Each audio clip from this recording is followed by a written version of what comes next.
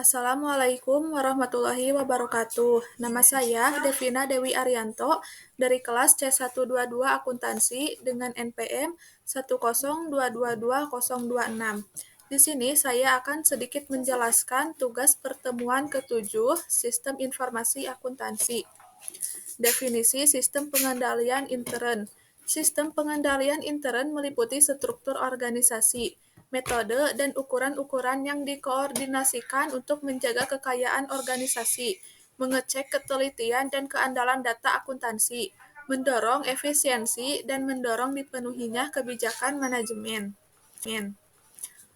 Lalu ada definisi sistem pengendalian intern. Tujuan sistem pengendalian internal, menjaga kekayaan organisasi, mengecek ketelitian dan keandalan data akuntansi, mendorong efisiensi, mendorong dipatuhinya kebijakan manajemen. Definisi sistem pengendalian intern. Menurut tujuannya, sistem pengendalian intern dibagi menjadi dua, yaitu pengendalian intern akuntansi.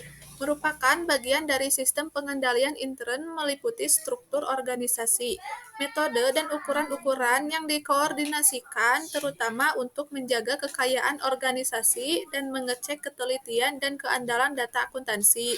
Yang kedua, pengendalian intern administratif meliputi struktur organisasi, metode dan ukuran-ukuran yang dikoordinasikan terutama untuk mendorong efisiensi yang dipatuhinya kebijakan manajemen. Lalu ada tujuan pokok sistem pengendalian intern, ada 4, yaitu yang pertama, menjaga kekayaan organisasi, yang kedua, mengecek ketelitian dan keandalan data akuntansi, yang ketiga, mendorong efisiensi, lalu yang terakhir, yang keempat, mendorong dipatuhinya kebijakan manajemen. Lalu ada unsur sistem pengendalian intern. Yang pertama, struktur organisasi yang memisahkan tanggung jawab fungsional secara tegas. Yang kedua, sistem wewenang dan prosedur pencatatan yang memberikan perlindungan yang cukup terhadap kekayaan, utang, pendapatan, dan biaya. Yang ketiga, praktik yang sehat dalam melaksanakan tugas dan fungsi setiap unit transaksi. Lalu yang terakhir, yang mutunya sesuai dengan tanggung jawabnya. Lalu ada cara umum menciptakan praktik sehat. Yang pertama, penggunaan formulir bernomor urut tercetak yang pemakaiannya harus dipertanggungjawabkan oleh yang berwenang. Yang kedua, pemeriksaan mendadak. Yang ketiga, setiap transaksi tidak boleh dilaksanakan dari awal sampai akhir oleh satu orang atau satu unit organisasi, tanpa ada campur tangan dari orang atau unit organisasi lain. Yang keempat, perputaran jabatan. Yang kelima, keharusan pengambilan cuti bagi karyawan yang berhak. Secara periodik diadakan pencocokan fisik kekayaan dengan catatannya menentukan unit organisasi yang bertugas untuk mengecek efektivitas unsur sistem pengendalian intern yang lain. Lingkungan pengendalian. Lingkungan pengendalian memiliki 4 unsur, yaitu yang pertama, filosofi dan gaya operasi. Filosofi adalah seperangkat keyakinan dasar yang menjadi parameter bagi perusahaan dan karyawannya. Filosofi merupakan apa yang seharusnya dikerjakan dan apa yang seharusnya tidak dilakukan sebagai bisnis perusahaan. Yang kedua, berfungsinya Dewan Komisaris dan Komite Pemeriksaan.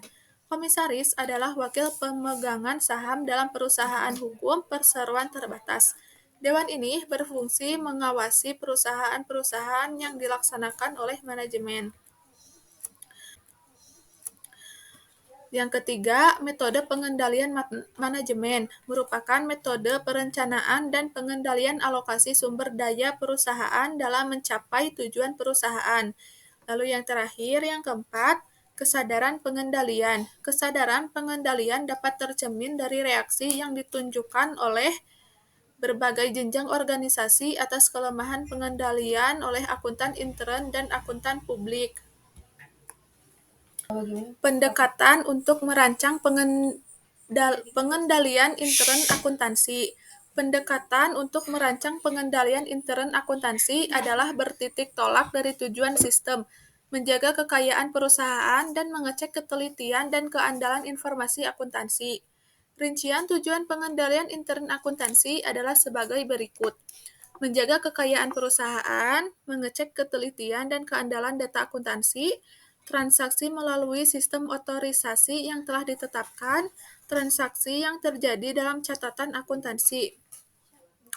Pengendalian intern akuntansi, pengendalian intern akuntansi, pengendalian umum. Unsur pengendalian umum meliputi organisasi, prosedur, dan standar untuk perubahan program, pengembangan sistem, dan pengoperasian fasilitas pengolahan data.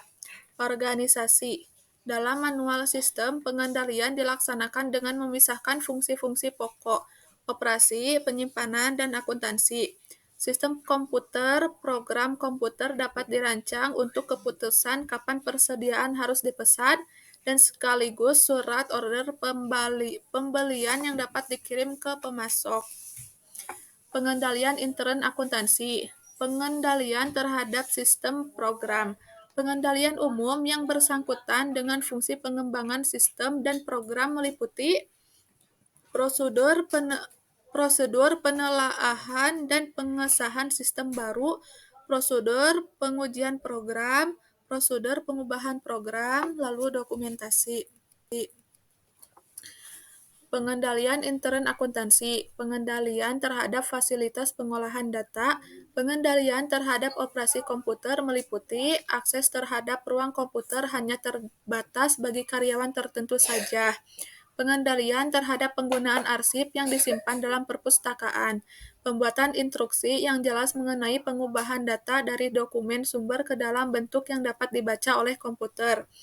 Prosedur dalam penyimpanan arsip di perpustakaan, sebagian keamanan fisik terhadap arsip dan komputer, prosedur rekonstruksi catatan, pembuatan arsip cadangan. Pengendalian intern akuntansi, pengendalian aplikasi. Pengendalian aplikasi mempunyai tujuan berikut ini. Menjamin bahwa semua transaksi yang telah diotorisasi telah diproses sekali saja secara lengkap. Menjamin bahwa data transaksi lengkap dan teliti. Menjamin bahwa pengolahan data transaksi benar dan sesuai dengan aturan. Bahwa hasil pengolahan data dimanfaatkan untuk tujuan yang telah ditetapkan. Pengendalian intern akuntansi. Pengendalian aplikasi dapat dibagi menjadi pengendalian preventif, pengendalian detektif, atau pengendalian yang bersifat korektif. Pengendalian preventif. Pengendalian preventif meliputi unsur-unsur berikut ini: otorisasi data sumber, konversi data, penyiapan data sumber, formulir bernomor urut tercetak, masukan. Pengendalian intern akuntansi, pengendalian detektif. Pengendalian detektif tidak akan mencegah terjadinya masalah, namun akan memberi petunjuk di mana letak terjadinya masalah. Contoh pengendalian detektif adalah data transmission, kontrol register, kontrol dokumentasi dan testing, penggunaan label dan output check. Sekian penjelasan dari saya. Mohon maaf bila ada salah kata. Wassalamualaikum warahmatullahi wabarakatuh.